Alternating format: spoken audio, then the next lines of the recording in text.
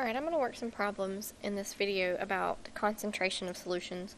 The first one that I'm going to start with is working problems that have to do with molarity. Molarity is the number of moles of solute divided by the number of liters of solution. As long as I keep this in mind, I can work the problems just fine.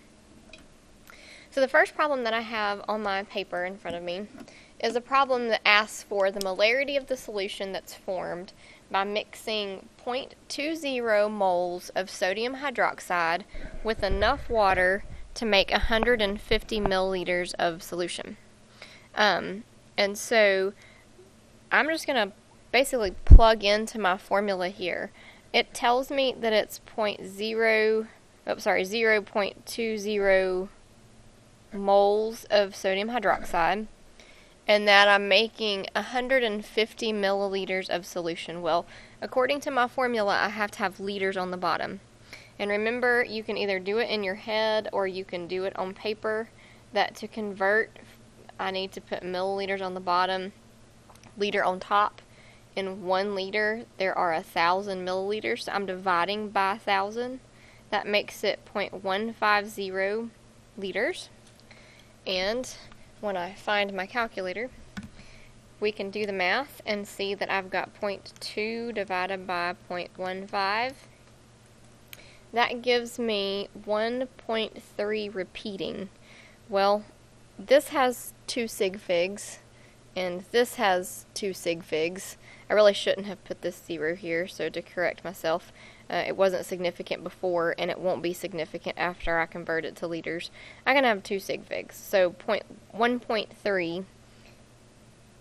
I put a capital M. Capital M stands for molar, so the way I would read that is 1.3 molar. I'm going to work the next problem.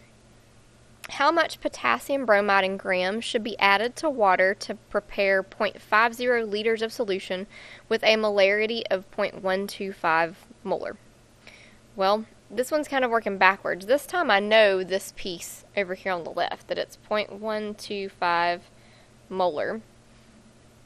And I know the number of liters of solution right there, 0.50 liters. And they want to know how many grams. Well, if you look here, grams isn't in the equation. It's just moles.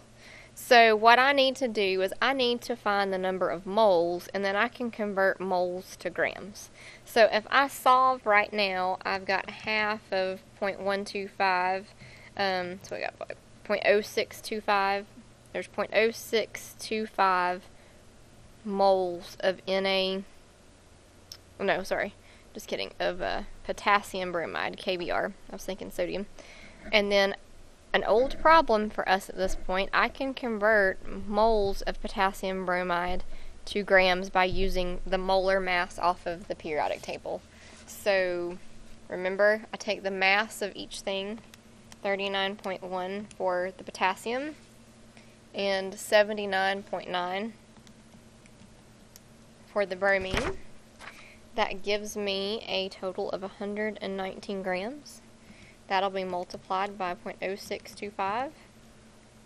And that will give me an answer of 7.4.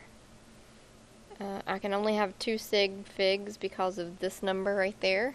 So 7.4 grams of potassium bromide is my answer.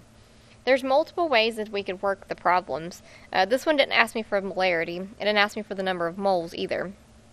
The next one is just kind of working forward. What's the molarity of the solution produced when 145 grams of sodium chloride is dissolved in enough water to prepare 2.75 liters of solution?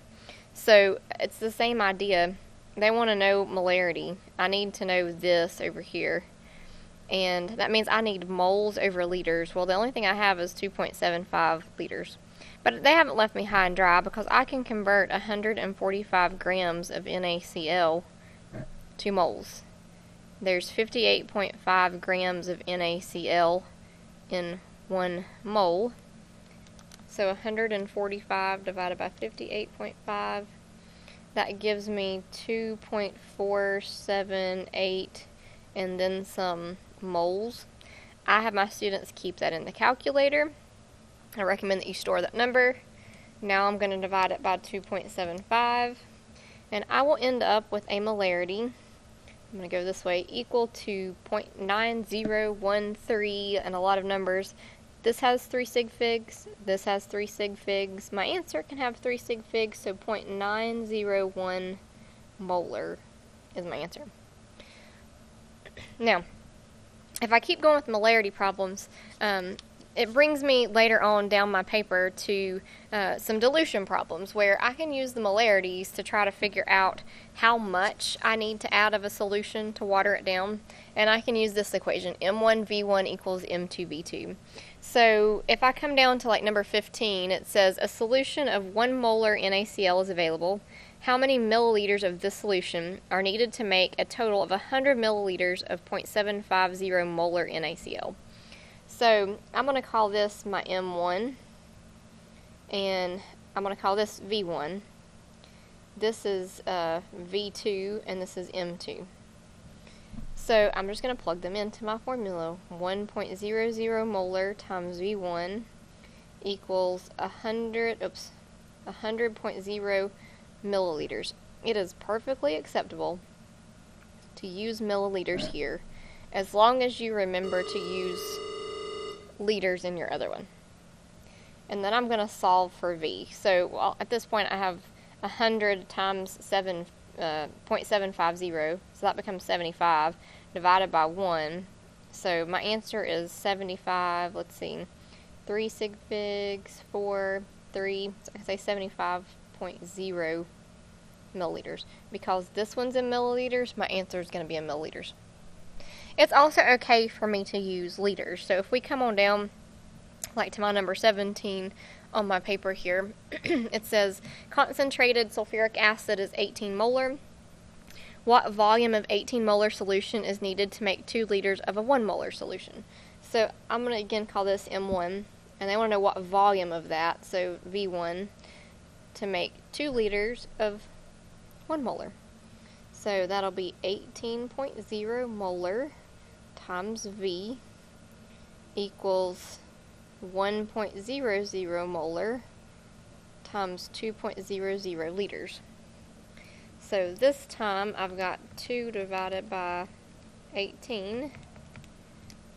I will get a volume of 0.11 liters.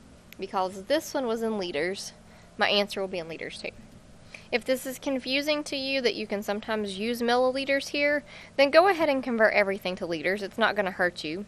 The only way it's going to hurt you is if they ask for the volume in milliliters. Like down here on my last problem, it says how many milliliters will be required. Well, you have to answer milliliters. If necessary, put liters up here and then convert it back at the end if that's confusing to you.